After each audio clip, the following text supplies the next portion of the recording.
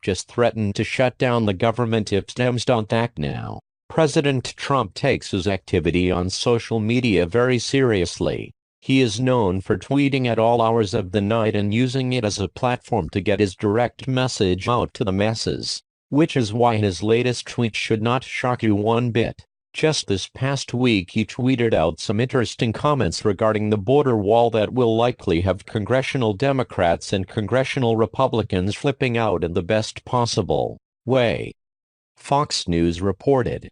President Trump said on Sunday that he would be willing to shut down the federal government if the Democrats do not agree to Republican demands about funding for a wall along the U.S.-Mexico border. Trump wrote on Twitter that border security includes the wall, must get rid of lottery, catch release etc. and finally go to system of immigration based on merit. We need great people coming into our country. The White House has been embroiled in controversy over the ongoing efforts to reunite families separated at the border who were attempting to enter the United States illegally. During his most recent weekly address, Trump cited the 9/11 terrorist attacks to justify strong enforcement of immigration laws and the continued necessity of immigration customs enforcement, the agency which has come under fire from Democrats in recent months. One of the critical lessons of 9/11 is that immigration enforcement saves lives, he said in the address. We must enforce the rules against visa fraud, illegal overstay, illegal entry and other immigration violations and crimes they are. Believe me, crimes they are. A recent House bill would devote $5 billion to a southern border wall, but its passage in the Senate, where it would need the support of Democrats to reach the required 60-vote threshold, remains a long shot. Senator John Cornyn, R. Texas, who is the majority whip, told the Washington Examiner that Senate Minority Leader Chuck Schumer, DNY, was once ready to offer $25 billion in border security funding in exchange for a pathway to citizenship for Dreamers.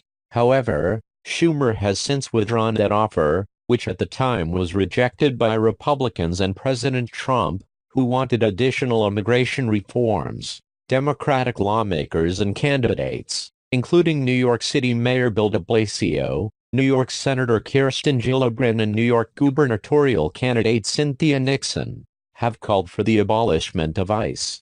In April, Trump threatened to shut down the government during a rally in Michigan, stating that more money was needed to fund the border wall. We come up again on September 28 and if we don't get border security we will have no choice, we will close down the country because we need border security, he said, according to Reuters. The federal government shut down briefly for 3 days in January after lawmakers could not agree on funding for immigration reform, border security and disaster relief. Trump, who made security and building a border wall a centerpiece of his 2016 presidential campaign, also said that Mexico would pay for the new wall. Earlier this year the threat of a government shutdown loomed, but it was because of congressional Democrats. As a result, the government shut down for one weekend and a day to spare. However, if congressional Democrats and Republicans do not negotiate with the president and work with him to make a deal, he is legitimately serious about shutting down the government to get what he feels is. President Trump has always made it clear he is willing to negotiate and make a deal regarding immigration, but if Democrats want assurances for DACA and Dreamers then they also have to agree to border wall funding.